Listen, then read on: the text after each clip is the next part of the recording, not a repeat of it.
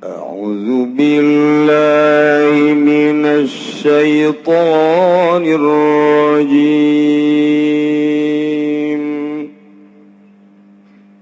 بسم الله الرحمن الرحيم.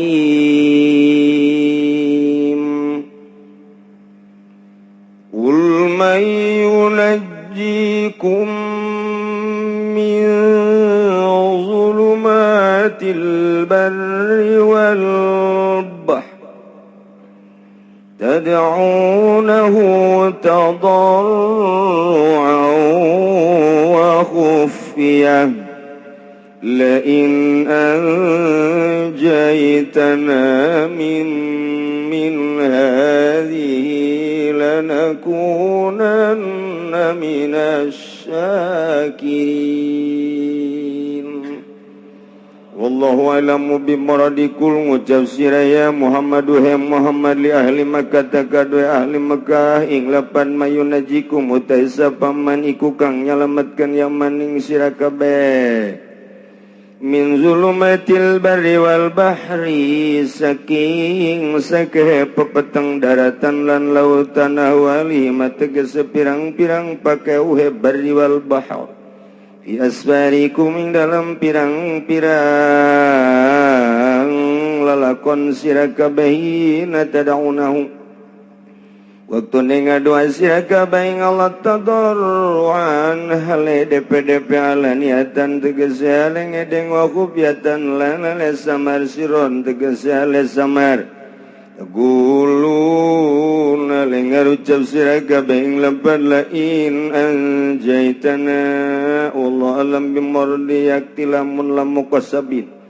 tawil lamai kulam qasam anjaitana nyalametkeun tuana ngisun sadaya fi qiraatin ma anjana lan iku tetep ing dalam qiraat suwiji mautai lapad anjana lamun nyalametkeun ya Allah nang ngisun sadaya Allah tegese zapalla min hadi saking ikilah iki zulumat tegese saga bebeteng wasyadaid lan pirang-pirang kasangatan lan akunana yakti maka yakti bakal ana temenan ingsun sadaya minasyakirina iku tetep saking wong kang syukuran kabeh al mukminina tegese kang imankeun kabeh.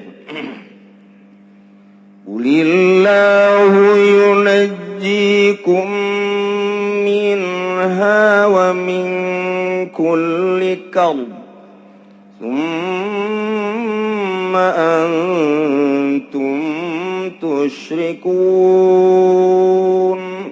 Wallahu alam bimuradikul ngucap sira Muhammad lahum gadoe kufar Mekah ing lapan Allahu yunajikum utai Gusti Allah iku kang nyalametkeun ya Allah ing sira kabeh macana bi takhfifi kalawan den entengkeun yunjikum wa tasdidilan den tasdidakeun yunajikum minha saking hadhihi wa min kulli karbin lan saking saban-saban kasusah min tegese kasusah siwah kang tetep salian hadhihi thumantum tusyrikuna kai utai sira kabeh iku kang nyekutuaken kabeh bihi kalawan Allah. Qul huwal qadiru ala an yab'asa 'alaikum 'adzaban min fawqikum wa min tahti arjulikum أو يلبسكم شيعا ويذيق بعضكم بأس بعض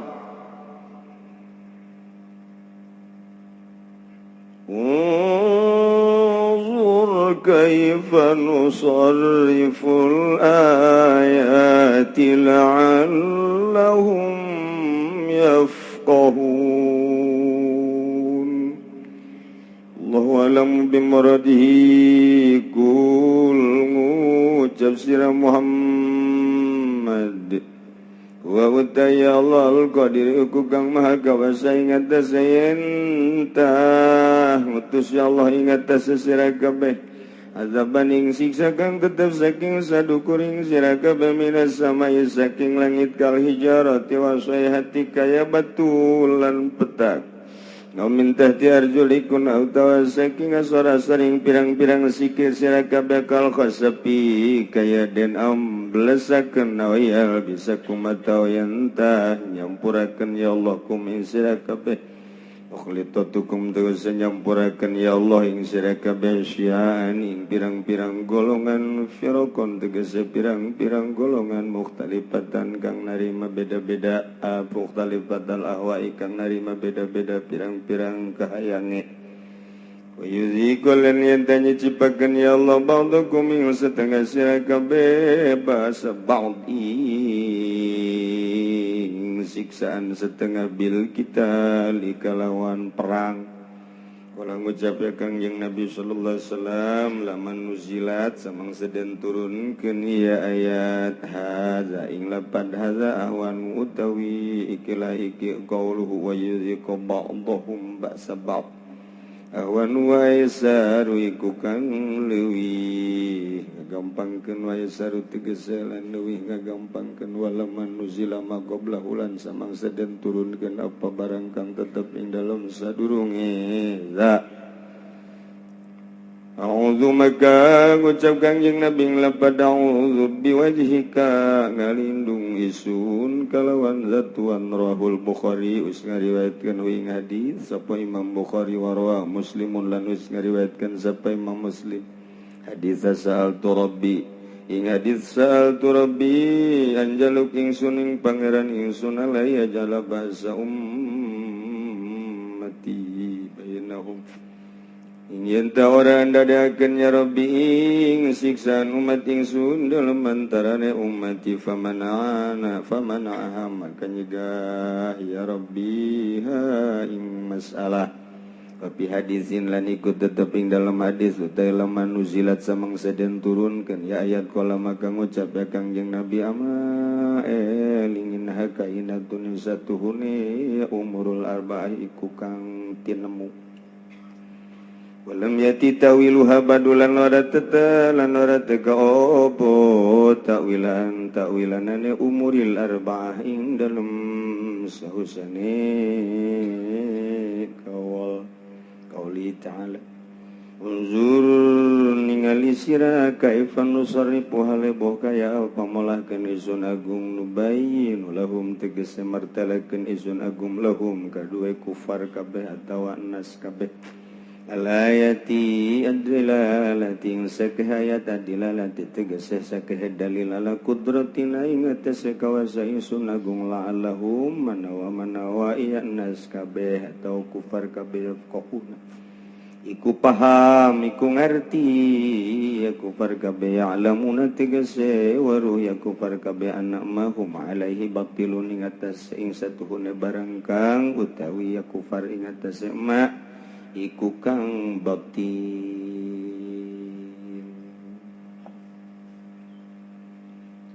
ayat ieu Gusti Allah ret nyaritakeun tambahan tina ayat nu tadi mengenai tentang dalil kamaha kawasaan Gusti Allah subhanahu. Tadi geus dijelaskeun kurang kumaha deui bahwa Gusti Allah teh wa huwal qahiru fawqa ibadi. Gusti Allah teh nu maha gagah, maha kawasa, maha ngalindih, ngelehkeun ka seluruh hambana pasti. Kumaha deui kumaha Gusti Allah. Tambahan deui ku Gusti Allah. Dakwahna Kangjeng Nabi ka para musyrikin Mekah khususna umumna jang barometer di zaman urang kiwari jeung selanjutnya. Bagi jelema-jelema nu nuturkeun Kangjeng Nabi buang kawara inkar terhadap ajakan Kangjeng Nabi bakal dibere siksa ku Gusti Allah. Khusus di zaman Kangjeng di awal turunna ayat umumna jang kaum-kaum setelah Kangjeng Nabi Muhammad sallallahu alaihi wasallam. Terus di masa sahabat, masa tabi'in, masa atba tabi'in, masa kuari atba tabi'in, coba anu nurut kana ajakan Kangjeng Nabi jeung teu nurut bakal dikubahakeun ku Gusti Allah. Masya Allah. Ulah main-main jak Gusti Allah aing teh pangeran. Ngan aing mah maha hampura, maha Rahman, maha Rahim. Aing deudeuh jeung nyaah ka sia. Ditungguan ku aing sia supaya iman ka aing jeung tobat ka aing. Tapi ketika angger bae aing pangeran, hak aing negor ka sia, ku cara aing negorna. Masyaallah. Kul bejakeun ku anjeun Muhammad li ahli Makkah ka para ahli Makkah ketika aya kesulitan-kesulitan anu terjadi di masyarakat, baik kesulitan-kesulitan alam kadeleuna ku maranehanana, aya angin, aya batu, aya hujan teu eureun-eureun, aya badai, aya gempa, minimal lini erosi, kemudian aya tsunami, atawa sandang pangan mahal, atawa paila, atawa keributan-keributan. Nah, panyakit-panyakit. Coba tah ketika kos kitu saha anu bisa ngaleungitkeun jeung nu bisa nyalametkeun. Bejakeun Muhammad ke ahli Mekah. Bejakeun. Coba Muhammad. Kangjeng Nabi teh titah nanya ka para ahli Mekah khususna mayyunajikum min zulumatil barri wal bahr. Saha coba nu bisa nyalametkeun ka aranjeun kabeh ketika aya zulumatil barri wal bahr. Artina zulumatil barri teh popoek berang, popoek daratan atau popoek lautan merupakan suatu kedahsyatan siksa. Sok geura andai kata tengah peuting anu poek, kemudian aya mega ditambah deui ka poekanana lantaran bulan bintang ditambah deui ku angin anu menggebu terus teu eureun-eureun macam kituna sebagai siksa. Saha bejakeun anu bakal bisa nyalametkeunana? Keur carita hakikat atawa di lautan nya di jero laut nya peuting nya aya mega. Bayangkan ku urang ditambah di ombak anu luar biasa naik ke darat atau di laut anu keur naik parahu, naik sampan, naik kapal atau anu keur ngojay. Nah, ieu saha nu bakal nyalametkeun saat-saat seperti itu? Bejakeun ka ahli Mekah. Coba bejakeun ka ahli Mekah, coba saha anu bisa nyalametkeun? Eta keur carita hakikat keayaan alam seperti kos kitu. Urang mah nyarita teh kejadian alam yang adanya si bule. Henteu bae urang menyokot aslina. Eta teh aya nu nyieun kikituan teh Gusti Allah Subhanahu wa taala.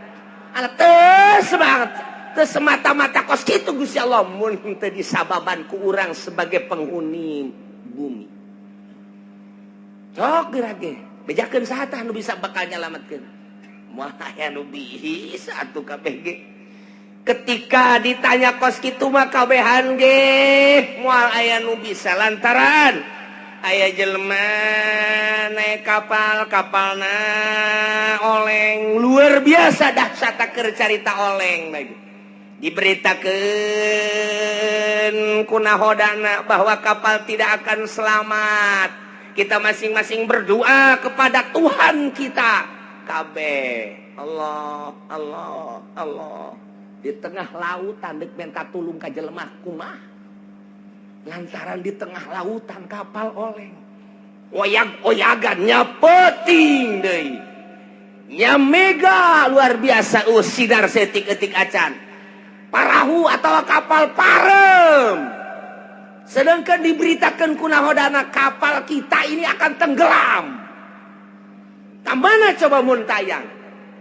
Jaringan-jaringan anak teu bisa lantaran error. Telepon ke mana teu bisa? Tinggal ngan ke Allah doang. Nu Katolik jeung nu Kristen ge saat eta mah pasti Allah. Sobat komo nu Islam sanajan nyana tukang mabok, nyana tukang zina, nyana tukang korupsi, ketika kapal na oleh Allah kajen kumaha ge. Tah saat-saat kos kitu teh saha tah nu bisa nyalametkeun? Atau naik kapal udara, biasanya lewat Abu Dhabi, gerbek diberitakan ku pilot, para penumpang yang baik, kapal kita menemui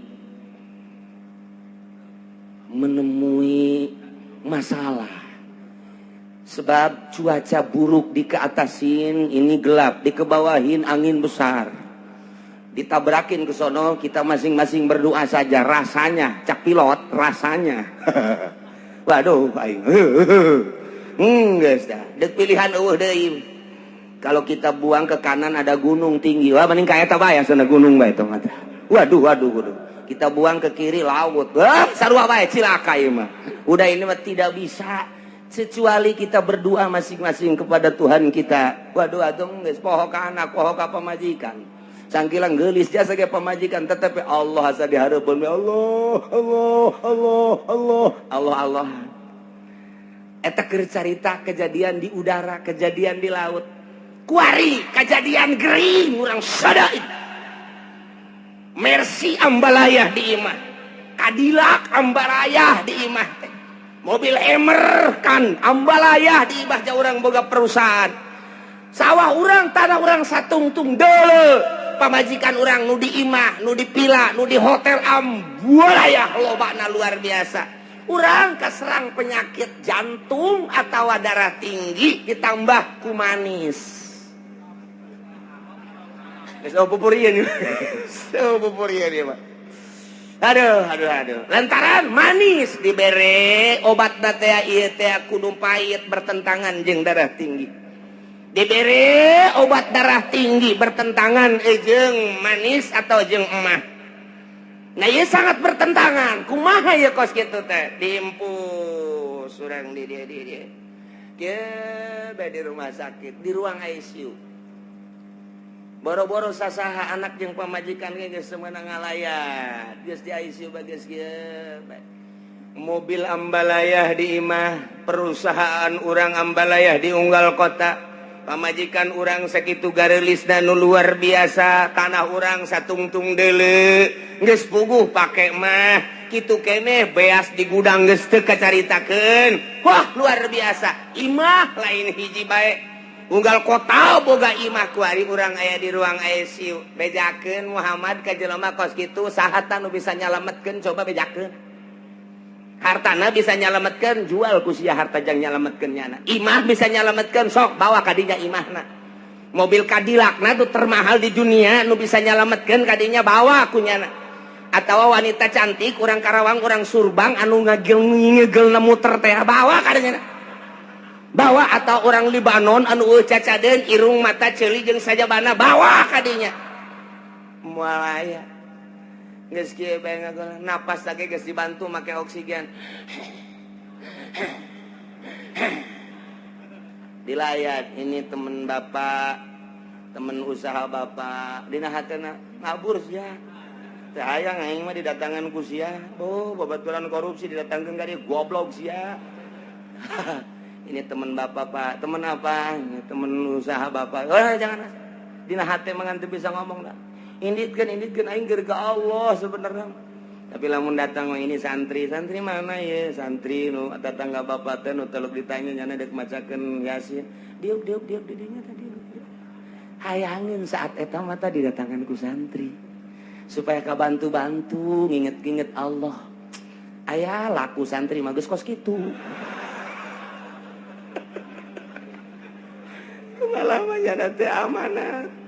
coba si santri teh kiai tita ka dieu gitu bang macakeun tah cai ji atuh keimanan mah jantung Allah nyana geus ge Allah Allah Allah teh inget ka mobil teh inget ka imah teh inget ka istana teh inget ka jabatan teh Allah Allah Allah bejakeun Muhammad saat anu bisa nyalametkeun saat-saat kritis modal kaos kitu apakah nyala boga pikiran harta bakal nyalametkeun moal aya apakah nyala boga pikiran imah mewah gedung istana nu bakal nyalametkeun teu aya apakah manusia-manusia anu sering mengelilingi dirina nu bakal nyalametkeun teu aya malah gilaeun kanu kaos kitu saha sebabnya nalage tad'unahu tadarru'an wa khufiyah nyana saat eta mangadua ka Gusti Allah anu luar biasa DP-DP na jeung sasamaran di jero hate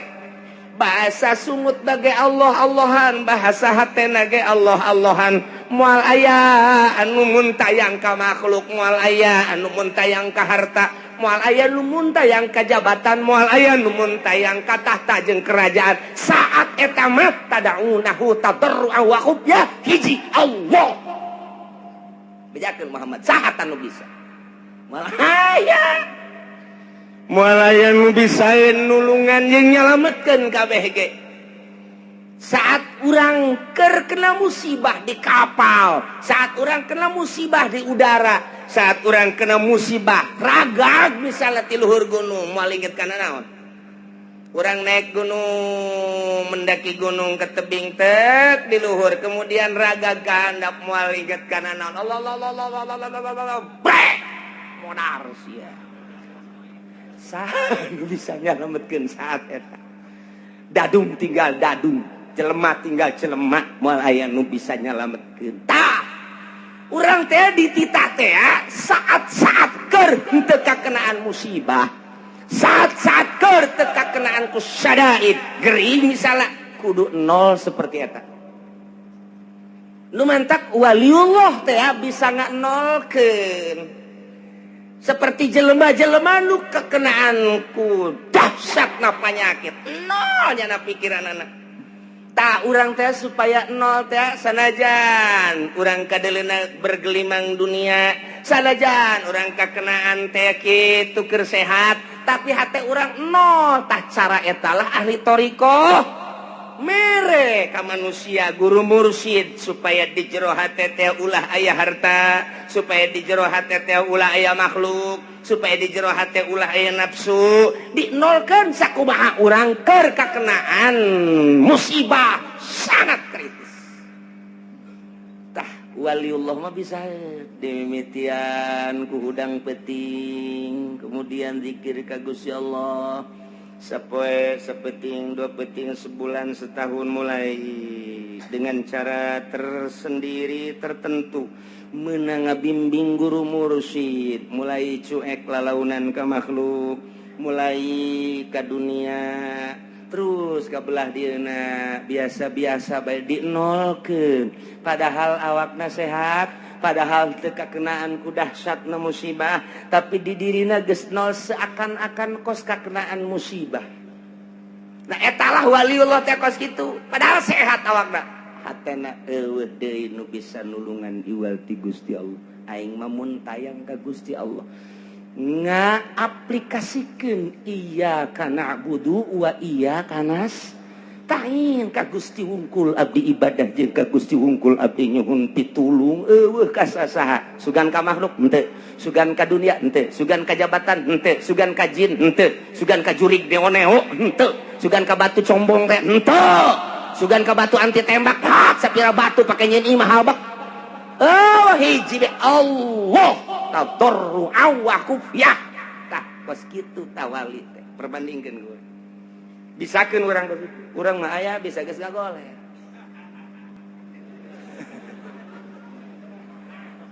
arawas buraga taing keur ka Allah recok kakena teh tipi pareuman tipi gagoler bari nungguan bawa isuk bae sore tipi ya we pindahkeun budak pindahkeun abah nek zikir we ka Gusti Allah puyeng abah mah asa-asa deui ka Allah padahal mah TV loba mobil moga segala rupa.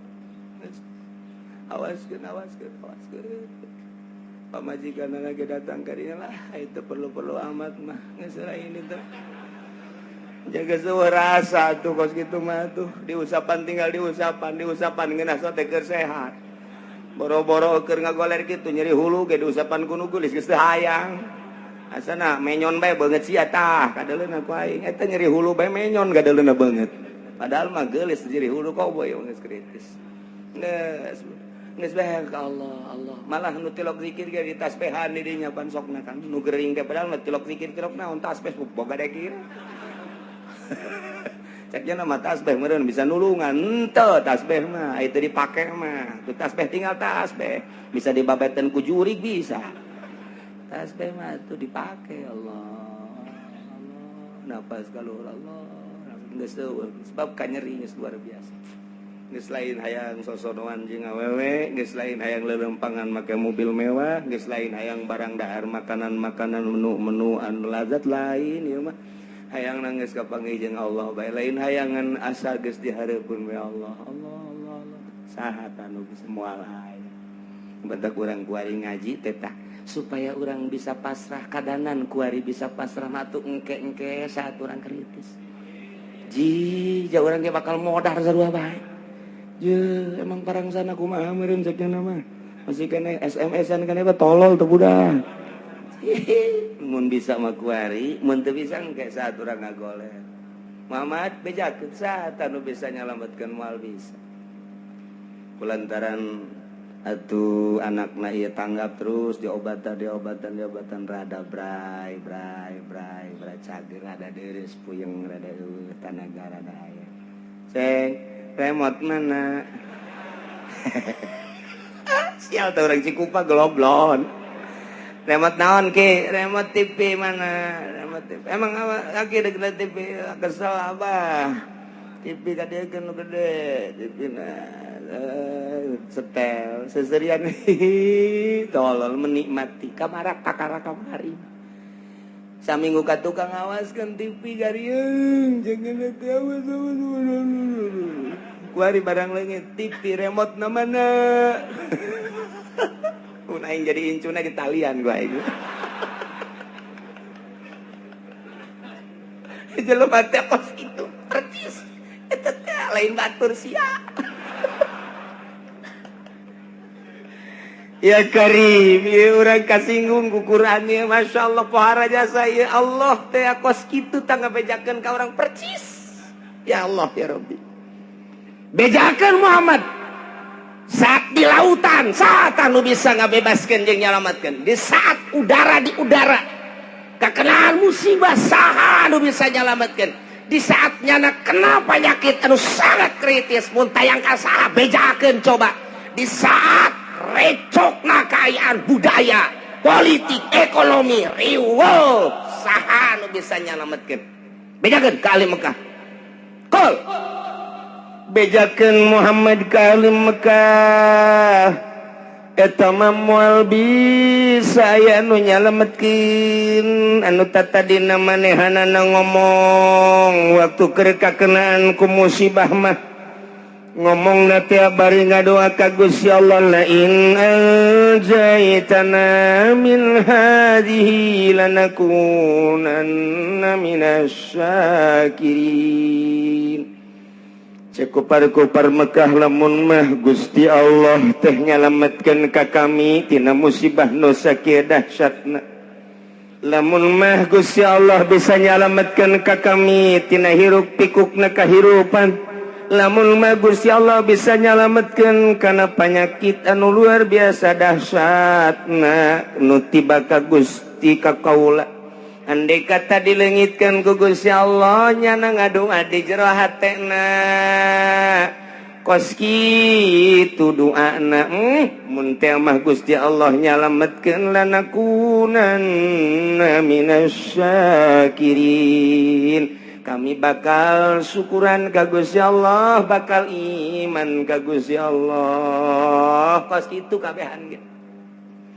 Orang-orang musyrik dimana kekenaanku musibah muntayangna tetep ka Gusti Allah nyana ngadua ka Gusti Allah di jero hatena baik langsung kusungut kadenge maupun jero hate jana ngaduana tabarwa wa khufya DP bari jelas tur di jero hatena langsung ka Gusti Allah lain anjaitana min hadhihi Gusti lamun teu mah Gusti nyalametkeun lanakunanna minasyakirin kami deuk iman. Lamun jelema anu mukmin jelema anu Islam nya ge ngomong di jero hatena bahkan kasaksian ku babaturanna lah cenah lamun geus cager mah kula mah deuk ngaji bae jeung deuk jeung ibadah bae moal maksiat deui babaturanna tatanggana komo keluargana mah kabehan ge ngadengekeun di barang disalametkeun ku Gusti Allah nanyakeun remote deui bloon. Aya aki-aki, lain aki-aki, aya jelema budak ngora tabrakan, barang tabrakan teh parah luar biasa diimpus terus dibawa ka ICU. Kabladieuna rada deres, diurut nu pararotongna. Terus kieu bade mana ngomong ka babaturanna geus aing mah deuk tobat, moal mabok deui, moal judi deui lah aing mah karasa jasa. Iki nyaho cagernya henteu mun ku Gusti Allah dicagerkeun aing mandek ke masjid bae, endek ibadah bae geus hayang mah kos kitu sieun paeh caknya ge. Aju rada deres bisa make tungket, saeutik Jumaahna ge jam 10 batur can ka masjid, jangan geus ka masjid. Urang lembur ge nyarahun jasa kadeuleu ku kabehan bu jadi getol eta jelema budak ngorak-ngorak keneh. Terus bae dihareup deui nya nama ditihang lantaran ngajojor sukuna teu bisa ditilepkeun sabulan 2 bulan 3 bulan rada deres bisa nilep masih keneh ka masjid kan jam 11. Terus gua hari mah geus teu kudu make tungket ka masjid keneh ngan jam 12 kurang 10. Gua hari mah bisa deui naik motor babarengan jeung baturna geus teu wauheun ka masjid. Eta di Cikupa anu kos kitu percis. Aslina mah urang Cilongok sih. Cilongok Gandu. Eta kos kari itu ya ge ngomong di jero hatena aing lamun cager mah deuk ibadah bae ka Gusti Allah moal maksiat deui ieu eta percis kos urang Mekah andai kata lain anjaitana min hadhihi lanakunanna minasyakirin kos kitulah manusia kos kitu manusia ya Allah ya Rabb Gusti Allah bejakeun Muhammad ka para musyrikin Mekah ka para kufar Mekah moal aya nu bisa nyalametkeun janang aing tamah nu bisa nyalametkeun bejakeun Allahu yunajjikum minha wa min kulli kab Allah nu bisa nyalametkeun ka ranjeun kabeh tina musibah nu sakitu dahsyatna wa min kulli karbin jeung tina sakabeh kasusahan nu terjadi ka dirina moal aya nu bisa nyalametkeun kecuali Gusti Allah ketika disalametkeun kunaon atuh summa antum tusyrikun begitu disalametkeun mun teh mah tadi dina kapal teh naek ka darat musyrik deui padahal ke waktu oleng kapal mah di tengah-tengah lautan jang muntayang ka makhluk ka babaturan iwal ti ka Gusti Allah nyana ngomong lain anjaitana Gusti mun nyalametkeun ka abdi tina musibah kapal ieu mana peuting mana poek mana angin luar biasa mana ombak luar biasa diberitakeun di kunahoda bakal cilaka kabeh muntayang Gusti lamun salamet abdi dak iman begitu disalametkeun kunaon atuh summa antum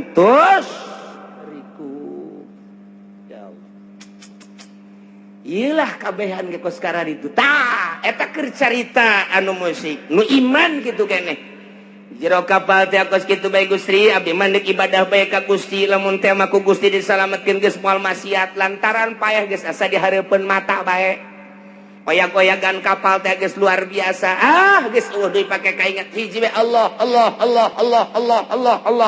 napas kaluhur ka handap Allah disalametkeun ku ari ku Gusti Allah datang kanggar datang ka pantai biasa salamet seserian deui endahan ngan sakadar dongeng doang nu tadina nyana ngomong di jero hatena Gusti lain anjaitana lamun Gusti nyalametkeun abdi mah rek ibadah begitu datang deui ka darat nonton TV deui percis kos karar itu Masya Allah kari ieu kadeuleu ku mata urang kanyahoan jasa boh tatangga boh babaturan ulah waka ka tatangga ka babaturan diri urang heula kitu pisan diri urang pernah janji baheula Gusti pedagang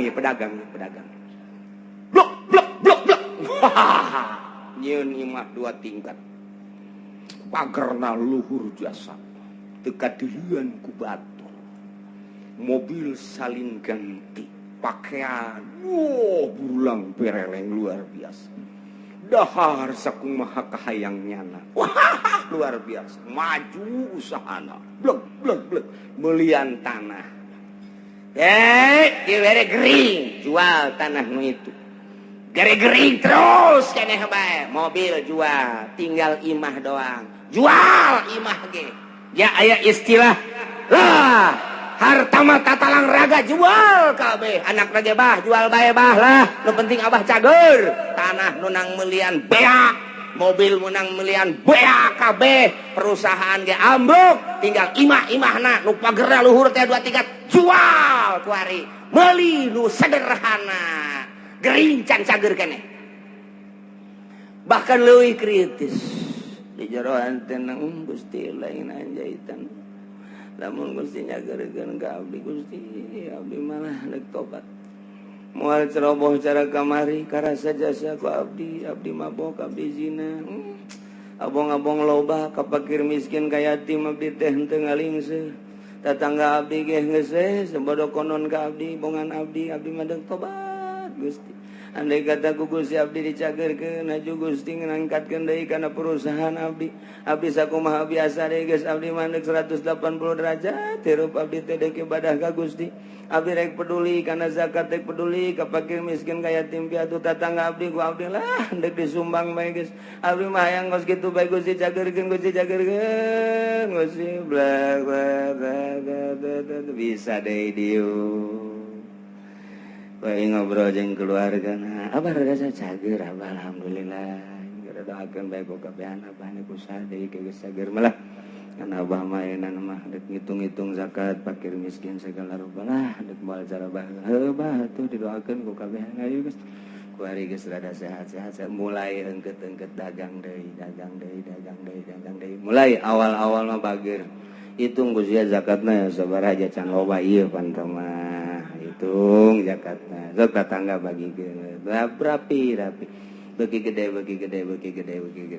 poho deui kuari asupkan nelayan deui di Jati jeung lurah-lurah asup deui kuari kabarbar asup deui kuari ancuk deui tah eta kamari mah lain anjaitanna Gusti lamun nyageurkeun ka abdi lanakunana minasyakin abdi deuk ibadah ka Gusti tapi kunaon begitu dicageurkeun janjana ge nyaho nu nyageurkeun teh Gusti Allah summa antum tusyrikun endahan ambalayah deui lain saeutik teh di lemur urang nu kos kitu kanyahoan kasaksian ku urang teh ambalayah hampir 99,9% kitu jasa ya Allah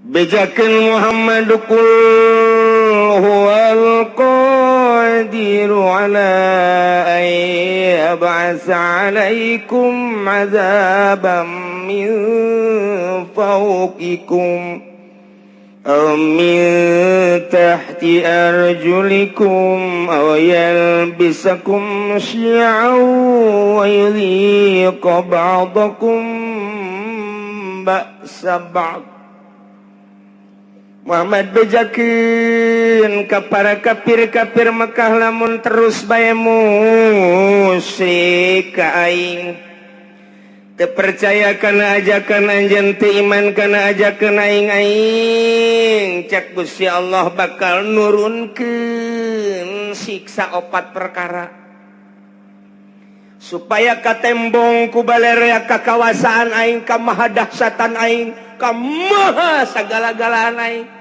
lantarannya mempermainkan ka aing kamari ngadoa ka aing kuari musyrik ka aing kamari minta ka aing kuari minta ka jabatan kamari DPDP ka aing kuari DPDP ka manusia ka makhluk ka batu ka kayu eta teh mempermainkan aing bejakeun Muhammad hayang dauleuh kakarwasaan aing bakal nurunkeun 4 siksa ya Allah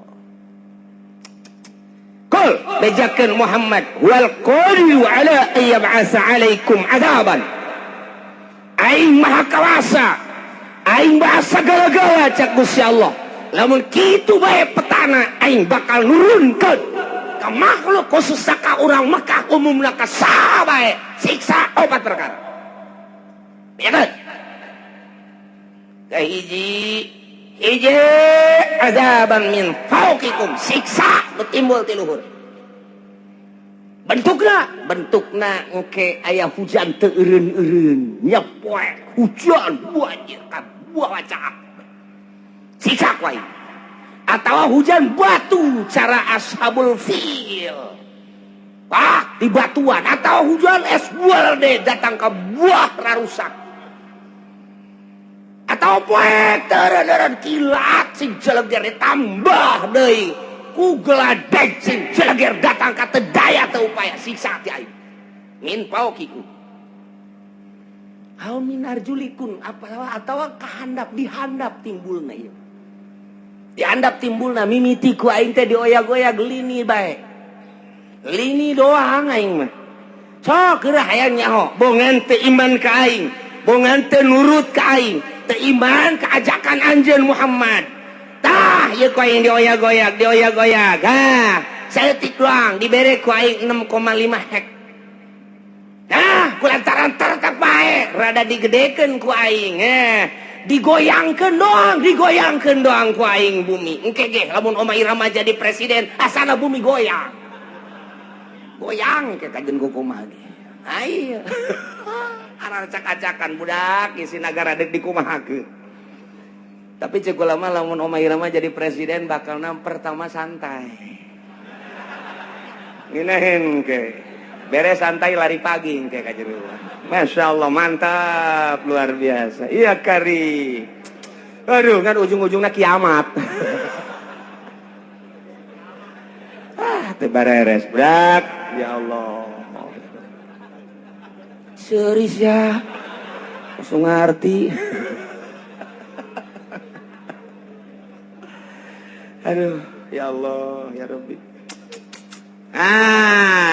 iya ya siksa tadi ti luhur geus bejakeun Muhammad nomor kadua lamun teu percaya bae teu iman ka aing jadab mimiti lini kadua masih keneh teu iman keneh ka aing gempa ku aing rusak para rotong para risek jelebana siksa ti aing mun masih keneh bae amblas ka jero deuleu di padang datang ka kuari teu puguh kuburanana diambleskeun ku aing 1000 kejadian padang teh dibalikeun bae ku Gusti Allah kadeleuna mah gunung ret nimpah imah sabaraha ribu manusia nu kuari teu disolateun teu dipandian siksa ti aing atau tsunami model Aceh sia 200.000 manusia orang Indonesia sekaligus ditambah jeung orang-orang luar tsunami luar biasa tambah ku aing encan inget keneh bae ka aing tambah ku aing tuh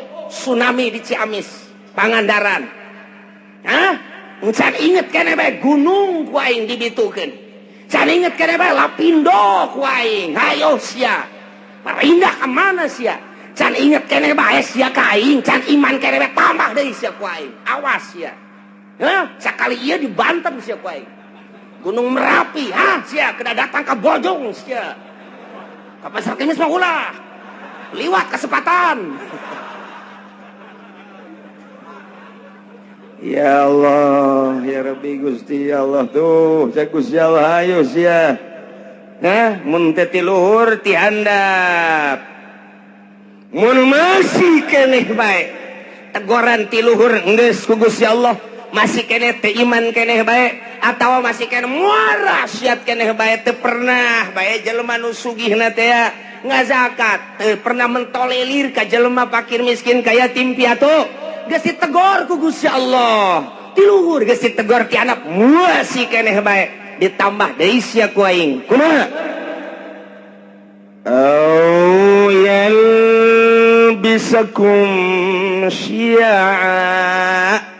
aing nyampur adukeun kana berbagai golong-golongan anu berbeda-beda kahayangna nu bakal ngajadikeun bibit daripada permusuhan mimiti nyeun organisasi ieu lantaran aya nu deui nu boga kahayang nyeun deui organisasi ieu aya deui nu boga kahayang nyeun deui organisasi ieu aya deui nu boga kahayang nyeun deui perkumpulan ieu aya deui nu boga kahayang deui nyeun deui perkumpulan antara organisasi teh eta teh teu alalakurna mulai dirinya bibitna kalaluar haju bae silih omong haju bae silih tengkas mulai tidinya teh silih geles tak teu eureun atawa parpo padahal mah jangan bangun bangsa jeung nagara tapi kulantaran beda-beda kahayangna ieu hayang di satu sisi hayang ngaberesan nagara di satu sisi deui mah hayang nyokot danana doang lantaran gede ti nagara kebenaran dibuka demokrasi teh teu meunang dicegah-cegah mulai nyan parpol urang ge mampu daknya kurang kene nyieun deui geus teu kahitung ku ari urang lembur mah bingungeun loba-lobana beda misi jeung visina ambalaya zaman baheula urang inget aya Golkar aya P3 aya PDI ribut kiai jeung kiai silih omongkeun ribut politisi jeung politisi silih gele nu korban ge luar biasa loba jasa satu sisi kiai memperjuangkeun negara melalui P3 jara rasaan dirinya teh aya misi keislaman atuh dawah panggung teh luar biasa satu sisi pamarentahna asa tinggalin ku kiai eta teh di Golkar nyeun huru hara aya tembak masal derege ilah syi'a so eta di dalam negara kuari luar biasa loba anak koskaran itu timbul organisasi-organisasi di mimitian timbul organisasi teh Muhammadiyah naik deui ka NU beda visi jeung misina lantaran itu mah Wahabi ieu mah ahli sunnah naik deui timbul deui aya Islam Jamaah diorganisasikeun deui aya Islam LDI diorganisasikeun aya NI diorganisasikeun deui aya HTI diorganisasikeun deui aya Islam Jaulah diorganisasikeun deui aya Islam aliran kepercayaan diorganisasikeun deui aya Islam Toriko diorganisasikeun berbagai Islam beda kabeh suarana timbul huru-hara aya di Qur'ana kos kitu mantak ahli tafsir mah senyum bae teh aneh ja Gusti Allah na geus nyaritakeun lobana kahayang merupakan siksa lantaran naon poho ka Gusti Allah kabeh di balik nyeun organisasi aya udang iya aya udang di balik batu tah eta mah kos kitu nah nu mentek nyeun organisasi sok geura desek komo dek aya kepentingan negara bisaan jasa Soeharto mah buat organisasi Pancasila buat KNPI buat organisasi tek-tek jeung bengekna dijieun supaya ngadukung ka ditu anu henteu milu kadinya sok deula tumpas kot kitulah kaayaanana kiai bisa antara kiai Golkar jeung kiai P3 jeung kiai PDI kuari teh dimodernkeun kiai modern jeung kiai salap ribut luar biasa kiai salap jeung kiai salap ribut tuh ieu teh geus aya ieu teh merupakan siksa lantaran kabeh teu ka Allah ieulah siksa ti Gusti Allah ausyian au yal bisakum syi'a teu karaasa ku urang toel ku urang kiai eta tuh aing sarua ka Allah jeung ngaji kos kari itu ngomong toel kiai nu sok sangeunahna bae loba omong kayu bae urang berjuang sia dirinya aing di dieu kabeh teu bisa dihijikeun visi dan misi disatukan teu bisa kabeh ngabogaan visi jeung misi nu berbeda-beda ribu ya karim masyaallah lamun sarua deuk ngabangun bangsa jeung nagara atuh daon make jeung silih gele silih tumpas silih omongkeun silih ajukeun ya Allah ya Rabbi kuari geus tilu di Indonesia anu maktak ngajadikeun huru hara besar KPK polisi hiji deui naon ayo coba sia kade geus jadi 3 ngakar tek geus masyaallah geus teu bisa naon kitu ngaranna harmonis kuari teh geus dihandapna geus siap dek perang kuari abri geus kabagi 3 pihak ieu pihak itu pihak ieu geus kos kitu di Indonesia lantaran boga kahayang pancenah ieu teh negara urang pancenah ku urang dibangun danana kan ti masyarakat kunaon atuh ku ari teh kos karar itu polisi geus teu percaya ka KPK KPK geus teu percaya ka kitu yudikatif geus teu percaya deui ka legislatif geus teu percaya deui ka eksekutif main silih salahkeun DPR kuari nyalahkeun polisi kuari nyalahkeun KPK terus bae nyalahkeun DPR nyalahkeun polisi nyalahkeun KPK di BPK ngajukeun berpermasalahan supaya tetap diangkat eksekutifna kuari kasienan berontak melalui yudikatif ieu negara urang deuk kumaha coba pikir cenah dek ngaberesan masyarakat nyanana beresaneun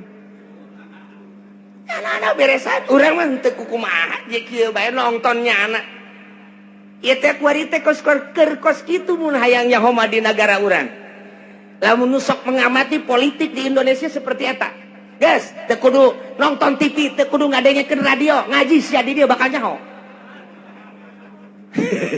asa kieu nyaho ti mana aing mah susuganan bukan aing mah susuganan kos kitu bae lah pokona mah lamun aing salah deleukeun je nu mantak sakieu deui bakal ditangkep kaje nu di luar mah ulah kena nyaho ji tuh polisi geus teu bisa ngamankeun DPR lantaran DPR nyalahkeun polisi KPK ge sarua bae geus kos karar itu kuari teh pelaksana sebagai eksekutif kuari geus kasienan lantaran nu mentek kasienan teh kabeh baroga salah sedengkeun RI 1 geus amanat awas sampai tembus nyana bae sieun besi tembus di urusan rakyat endeu ka rumaha coba lamun dibukakeun eta kakarak judulna doang tak kakarak judul tah geus mulai tah urang nyaho tah geus mulai tah di koran mah hese maningan ngadengekeun aing bae sia aing mah deuk bener deuk henteu kos kitu we pokona mah tah je emang kumaha gitu masyaallah timbul yalbisakum syi'an eta secara nasional secara internasional campur tangan bule di urang emrik hayang cicing di urang berleha-leha di nagarana henteu boga potensi bumi teu boga potensi negara hanya jual beli alat perang hasil produksinya cau eueuh di Amerika mah hui eueuh di Amerika mah sueg mah komo eueuh jasa di Amerika mah mun urang ka Amerika coba urang ka ditu teh hayang sueg moal aya di urang teh hayang sueg jeung naon atuh neangan awi moal aya di Amerika mah nu sok pake nyayur teh anak awi naon ngaranna iwung coba neangan di Amerika mantap kula teu betah ge iwung neuleunya na ka Indonesia aya iwung aya awi aya cau aya anak cau aduh luar biasa dideuleu ku nya hasil bumina minyak aya logam aya dan lain sebagainya cekel huluna loba omong sia guys ku aing ye ieu negara ulah loba omong yang sabaraha sia itu bisa Pak, ini meraitas rakyat mana? Ini ngomong. Itu bisa, ya tembak siapa? Ya. Wah, saya sebar persen sih ya. Jipan lain kula dong, merek apa ya? Ya udah tanda tangan teh, beres, cicingnya nanti di nyin gedung di Indonesia, luar biasa. Lambat laun ternyata loba anu dibawa ka ditu dibanding jeung nu dinimbati ku urang. Nah, mulai dibuatlah kepercayaan bule di urang ngadu Di antara politisi di luhur, ya kepercayaan bule, ya kepercayaan rakyat ngadu. Nah, timbul huru-hara internasional bakal naik. Timbul huru-hara internasional bakal naik. Taya di Indonesia ge tinggal pencet knop doang jegur ujian anak. Emang kumaha gitu, rakyat tegas sudi jasa di bawah kikiran. Tetapi pemerintahnya tidak mentolerir geus ka rakyat. Tetapi iya kan bumi pertiwi Indonesia, Bhinneka Tunggal Ika, 135 juta rakyat Indonesia, cak Raden Homa Irama. Disatukan oleh Bhinneka Tunggal Ika. Dek kumaha gitu. Geus tinggalin tambah kali mah 135 juta. Lain 35 juta ku ari mah bung jenggot.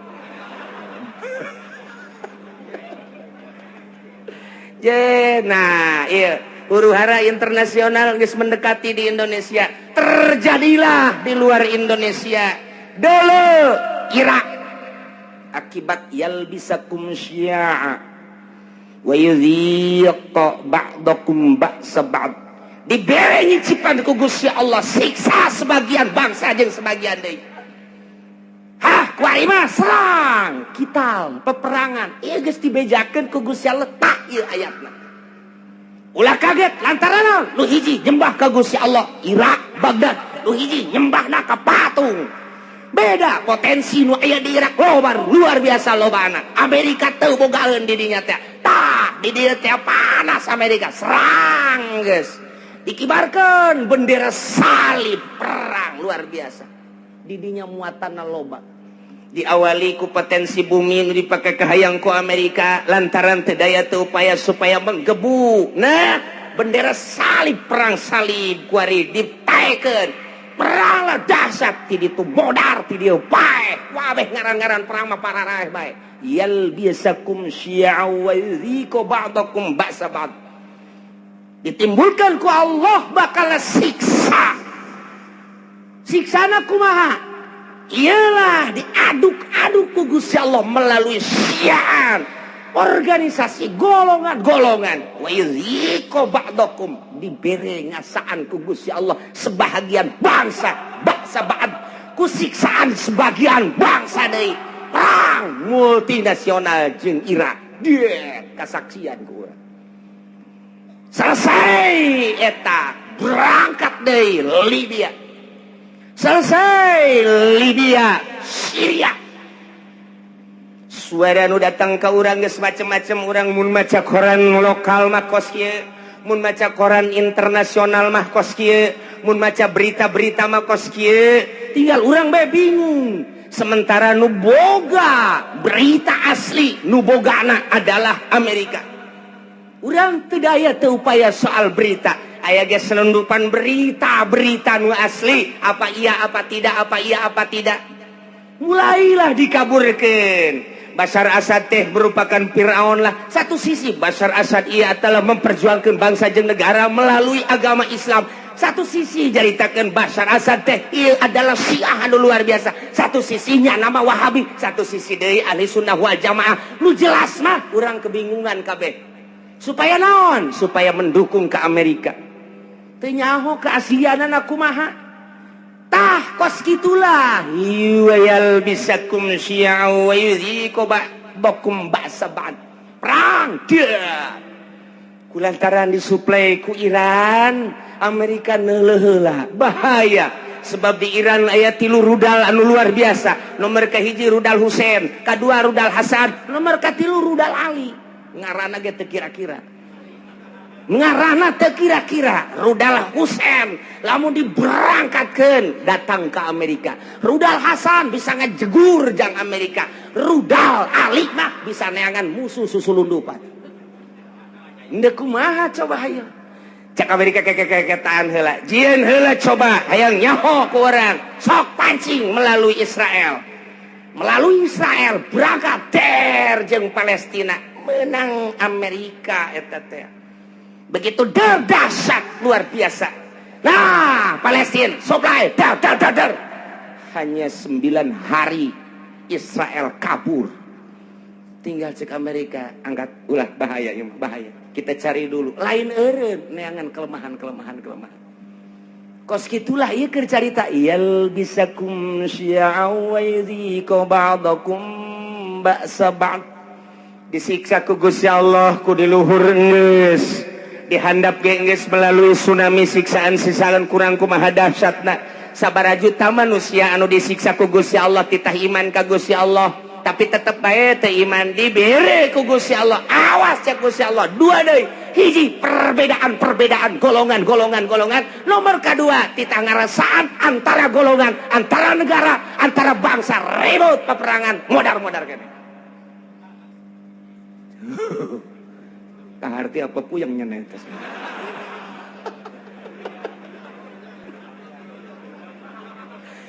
Internasional dibawa kurang dah caner geus encan geus berurusan anak Taliban terus bae militan di mana aya perang di dinya nya nama aya Osama bin Laden geus eueuh ditambah deui ku ari tetep aya ditambah deui ku organisasi HTI secara internasional jauhlah geus secara internasional araya di tiap-tiap peperangan teh berbagai organisasi ja peperangan kamari bae di Israel orang Indonesia bagi aya ka ditu kok nyemplos ka ditu model urang teu nyaho aya nu nyeplos kos kitu lamun teu direkomendasi ku RI moal bisa sementara kapan urang teh negara teh aslina teh manut ka Amerika tapi kok aya orang Indonesia di ditu ja perang Irak aya orang Indonesiaan di ditu perang Iran aya orang Indonesiaan di ditu ieu urang Indonesia mah asana mah nya nama Okos Bunglon ya nama. Bisa kade-kade tuh batak Indonesia lain lalagaan ditakuti ku orang Amerika. Teka caritakeun orang Palestina di Palestina aya orang Malaysia, teka caritakeun di Palestina aya orang Thailand, teka caritakeun di Palestina aya orang Korea, tapi orang Indonesia mah aya di ditu. Malah keur waktu perang kamari multinasional aya nu nembak. Begitu dibuka ieu na ieu penyet irungna. Wah, cek orang Amerika, iya mah lain orang Irak, lain Iran, lain Taliban. Coba status seorang mana? Begitu di deule, ya karib, kurang putak. Anu gede hutang teh kabur ka ditu. Paeh hirup-hirup ceknya naing daripada Indonesia sangat diperhitungkan, masya Allah. Tak poso ribut poso nasional tamata. Tapi berbau internasional saha nu lempang ka poso ternyata aya sababaraha organisasi dilarang ku pemerintah tetep bae datang ka ditu lamun teu datang ka ditu poso terus-terusan nu dipencit ustad teh nu ditembak kiai teh anu dipanah nu dipedang datanglah organisasi ti urang padahal teu dimeunangkeun ku pemerintah poso-poso bae datang ka ditu ngibarkeun bendera perang siap mau dibejakeun ku kula organisasi nu mana ngan nyana minta izin ka kula. Gua sombong amat cenah sekali-sekali sombong lah. Niku bae Indonesia mah kos kitu eta di Palestina bae aya. Di Taliban teh aya. Ya Allah ya Rabbi.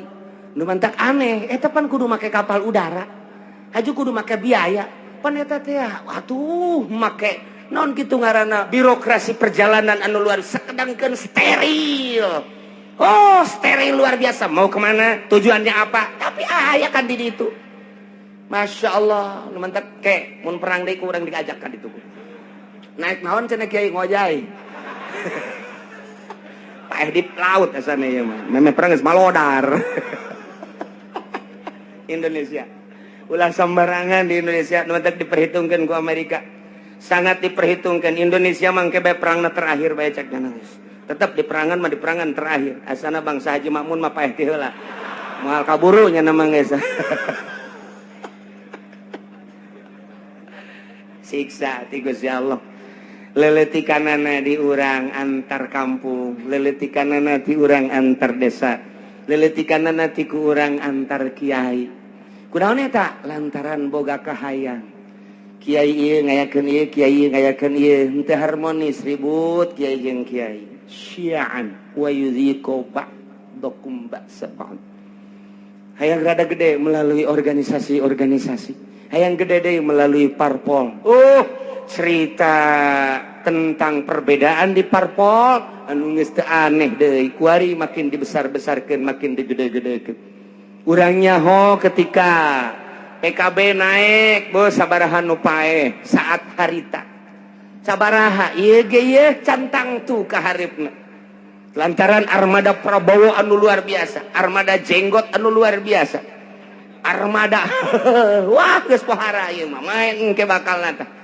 Nah ieu sih ada ieu besi jadi siksa ti Gusti Allah mun sia teh iman kaing, mun sia teu taat kaing, teu takwa kaing bere siksa opat. Hiji ti luhur min fauqikum, dua ti handap min arjulikum. Mun ti luhur jeung ti dihandap teu dianggap. Awas aoyel bisa kumsian aing yeun tata golongan engke golongan lain deuk sakadar cicing wa yuziko ba'dakum ba'sabat. Ribut perang. Jadi berarti ke saya tidak itu nanu mantak cekang yang Nabi inna ummati sataftariku ala sintaini wasabina firqatan. Sayana umat kaulah bakal paberencai ngajadi 72 golongan. Kabeh ngaku ahli sunnah padahal ma'ana jiatu firqatun salamat ma bakalna sapirqah. Jararian jelema golongan atas namana Islam boro-boro organisasi cacak-cacak partai ge make atas nama Islam. Baheula P3 make atas nama Islam, kemudian PKB make atas nama Islam, PNU make atas nama Islam. Padahal mah di Indonesia mah kapan teu meunang nyen partai Islam lantaran KBG huluna adalah demokrasi. Teu meunang berbau sara. Tapi kelantaran nipu ke masyarakat make aturan Islam lain aturan make lebo Islam ujung-ujung nama atuh teh lah eueuh nanaonan ribut Golkar jeung P3 ribut P3 jeung PKB ribut KB jeung PNU ribut jeung PEDA ribut. Nah perputaran pilpres nu tahun itu sabaraha anu pae pilpres kamari sabaraha anu pae tinggal pilpres anu bakal sing hade lantaran merupakan siksa urang mangadoa bae ka Gusti Allah Subhanahu wa taala. Jadi kukumahakeun ge negara urang teh tetep kos kieu bae sebab can aya nu niatan untuk merubah membangkitkan semangat rakyat jeung bangsa mengarah ke jujur jeung adil can aya. Kuayana sakitu mah cuek-cuek bae biasa-biasa bae. Waya milih-milih bae ngan ulah datang ka gusur-gusur eungkeuy-eungkeuyan teu nyaho maksud sing hade. Lantaran ieu teh ya siksa ti Gusti Allah. Ku luhur geus, ku handap geus dibuatlah hasil urang keneh. Iyalah yal bisa kumsya'u wa yudhiqu ba'dakum ba'sa. Ya Allah ya Rabbi nu mantap Kanjeng Nabi waktu turun ayat ieu ngadua ka Gusti Allah langsung nangtung Kanjeng Nabi koma Nabi sallallahu alaihi wasallam fatawadha langsung ala wudu beres ngala wudu fasala robah ngadoa ka Gusti Allah ngadoana ya Allah la yursila alaihim azaban min fawqihim wa min tahti arjulihim wa la yalbisa ummatahu syi'an wa yudhiqu ba'dahum ba'sa ba'd. Ngadoa Kangjeng Nabi seperti eta tah Gusti ulah diturunkeun ka umat abdi siksa ti luhur, ulah diturunkeun ka umat abdi siksa ti handap, ulah diturunkeun ku Gusti siksa anu campur aduk berbagai golongan organisasi sehingga ribut ko ba'dahum ba'sa ba'd ulah ribut antara bangsa abdi jeung bangsa abdi, umat abdi jeung umat abdi Gusti nyuhunkeun ka Gusti. Ngadoa Kangjeng Nabi teh lantaran dibukakeun hijab ku Gusti Allah teh ribut kampung jeung kampung, desa jeung desa, kabupaten jeung kabupaten, provinsi jeung provinsi, berbagai manusia huluna kiai jeung kiai, politikus jeung politikus deui ahli ekonomi jeung ahli ekonomi, antara provinsi jeung provinsi, antara negara jeung negara, walah ditembongkeun ku Gusti Allah teh umat paberencaina anu luar biasa sehingga bergelimpangan maut di berbagai negara-negara. Kangjeng Nabi nangis ngadoa Gusti ulah terjadi seperti eta atuh Gusti. Kumaha tah waktu eta fahabatta ilaihi Jibril alaihi salam. Allah ngutus malaikat Jibril turun bijakeun Jibril ke Muhammad, ya Muhammadu innaka sa'alta rabbak arba'an anjeun teh ngadoa ka Gusti Allah nyuhunkeun supaya disalametkeun tina 4 rupa tadi, siksa ti luhur, siksa ti handap, siksa golongan-golongan, jeung siksa peperangan-peperangan antar bangsa. Nah, fa'ataka isdatain wa mana'aka isdatain. Nu dua ku Gusti Allah diijabah, nu dua mah henteu. Bepija malaikat Jibril dua diijabah, dimuhunkeun ku Gusti Allah, nu dua henteu. Naon nu dua cek Kangjeng Nabi ya Jibril, layatiyahum adzabum min fawqihim wa min tahti arjulihim yastasiluhum. Nu dua siksa ti luhur jeung siksa ti handap mah moal dina ayana ge eta teh moal terlalu dahsyat. Siksa ti luhur paling aba-aba doang, siksa ti handap paling aba-aba doang, sekali-sekali digempakeun eta mah hanya sebagian kecil cek malaikat Jibril, disunamikeun hanya sebagian kecil. Moal terus-terusan Gusti Allah nyiksa seperti eta mah moal nu dua diijabah. Nah cek Kangjeng Nabi lantaran nu dua eta mah fa innahuma azaban likulli ummatin istajma'at ala takdzibi tanabiha wa raddi kitabi rabbiha. Lantaran nu dua eta mah patalina jeung kaimanan ka pangeran jeung kaimanan ka kitab pangeran. Geus urusanana di pangeran teh mah. Lantaran nya teh iman bae atau maksiat bae, tak percaya karena Al-Qur'anul Karim atau ngerobah status hukum Al-Qur'anul Karim. Ku Allah dibereng ke tiluhur jeung ti handap ala kadar doang Muhammad teh moal dahsyat jasa moal. Moal nu dua mah tetep diijabah sanajan aya ala kadar. Anu dua deui, nah lamun nu dua deui mah Muhammad eta mah cek Gusti Allah ditahan tamah walakinnahum yalbisuna syi'an wa yudhiqu ba'dahum ba'sa ba'd. Nu dua ieu mah hiji bakal timbul golongan-golongan eta mah henteu diijabah ku Gusti Allah. Nomor kedua bakal ribut antara umat, antara agama, antara bangsa. Eta moal diijabah teh diijabah tetap tama bakal terus bae eta mah. Bahkan wa yudhiqu ba'dahum ba'sa ba'd bakal ngarasakeun peperangan antar negara jeung negara. Geus aya ti ditu nu mantak ahli tafsir mah ketika perang Irak Amerika teh aneh, ketika perang Libya teh aneh, perang deui Palestina teh aneh. Lantaran geus aya dina Al-Qur'ana awyal bisakum syi'an wa yuhiqu ba'dakum ba'sa ba'd. Masyaallah ieu mah nu dua mah henteu Kangjeng Nabi naros. Jibril nah nu dua ieu kok henteu diijabah. Padahal mah poharaja saya mah merupakan siksaan. Wa hazani azabani li ahli al-iqrar bil kutub wa tasdiq bil anbiya. Lantaran nyana percaya ka kitab, percaya ka nabi, ngan nyana teu make kitab jeung teu make nabi. Lantaran nyana percaya kana Al-Qur'anul Karim dimusabakohkeun. Mulai tingkat RT datang ke tingkat nasional, datang ke tingkat internasional. Quran dimusabakohkeun antar negara, Pakistan, India, Mesir, Irak, Iran, Arab. Oh, timbullah juara satu dipake henteu. Kahiji.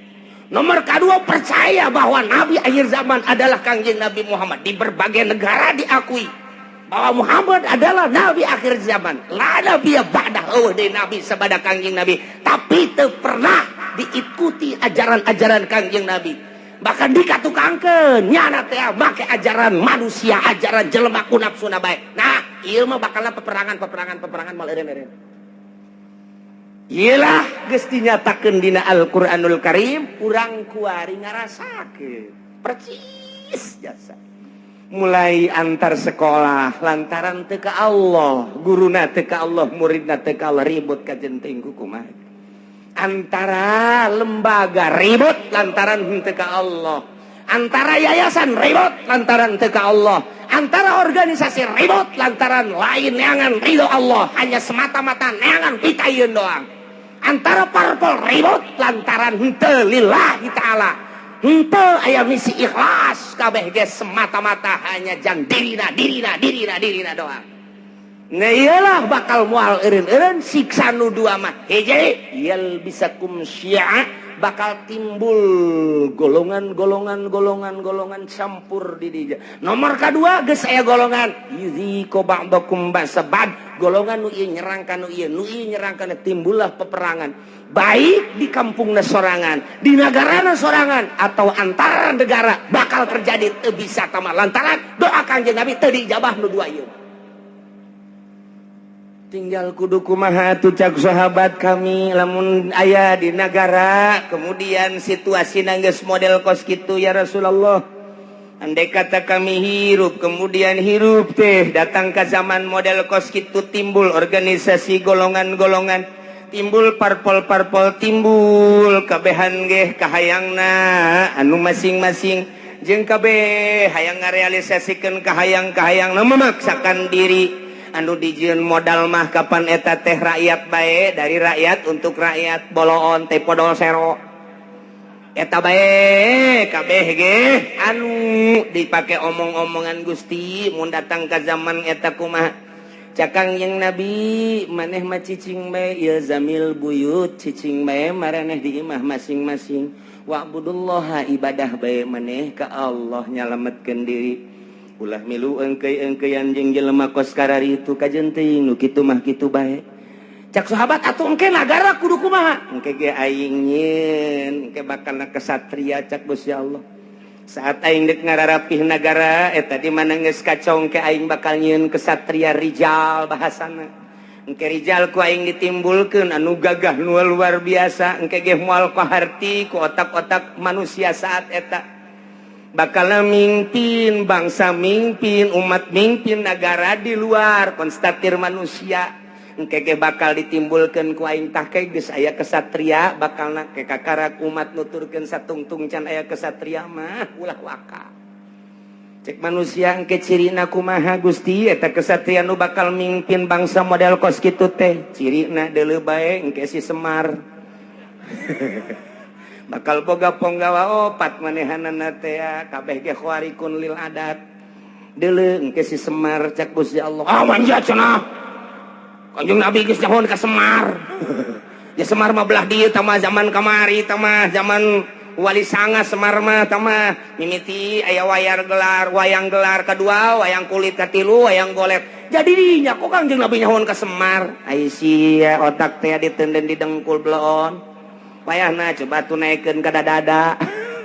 Ye si Semar teh eta teh adalah lambang seorang wali. Hiji si Semar masa lilana tilok make baju.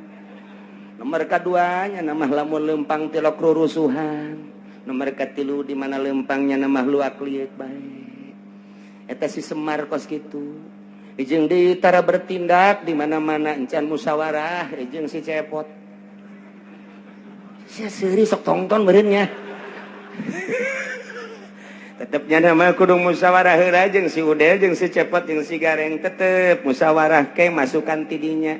Berarti nyana nama tilok turun langsung. Kege aya tangan-tanganna tetep ahli Allah bae.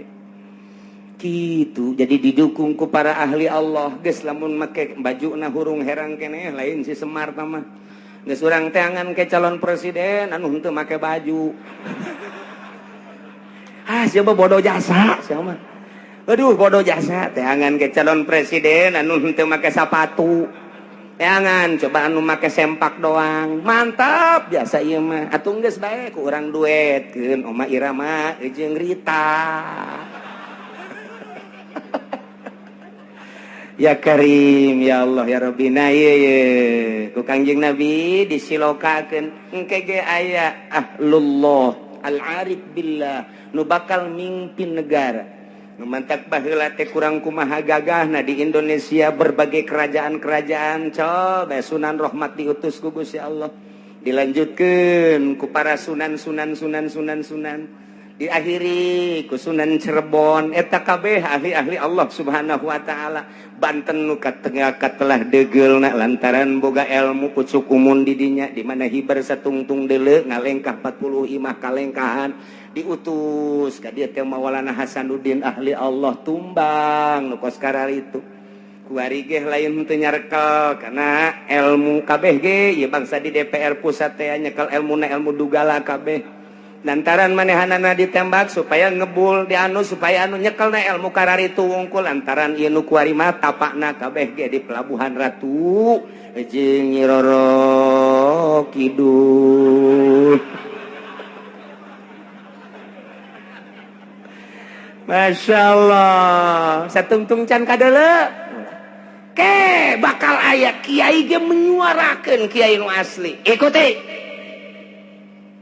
urang lamun di deuleu kamari eta Gus Dur teh Kosi Semar ja persis Kosi Semar coba ge amati coba ge amati ku tukang wayang makanya hoan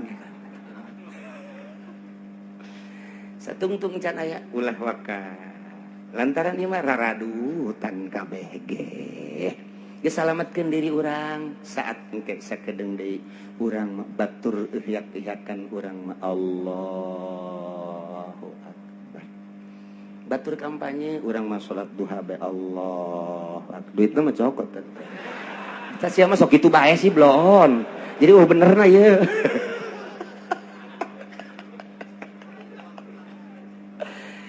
tah jadi urang kuari alhamdulillah sanajan bari jeung saminggu sakalinya ho urang informasi akurat ti Gusti Allah Subhanahu wa taala khususna dakwah ka umat-umat di Mekah baheula umumna kuari ka urang balerea ternyata ketika ditegor didakwahan ku Gus Kangjeng Nabi teu iman teu percaya datang ka kiwari ge kitu bae bakal dibere opat rupa hiji azabam min fauqikum tiluhur bentukna engke mungkin hujan mungkin megledek mungkin kilat mungkin hujan batu badai dan lain sebagainya angin topan angin beliun dan lain sebagainya atawa tiana mancercai gempa erosi dan lapindo kabeh jadi embek nah ieu ditegur ku kitu masih kene maksiat bae ka Gusti Allah bakalna ditimbulkeun yal bisakum syi'an nah nu jelas mah nu dua mah ku Gusti Allah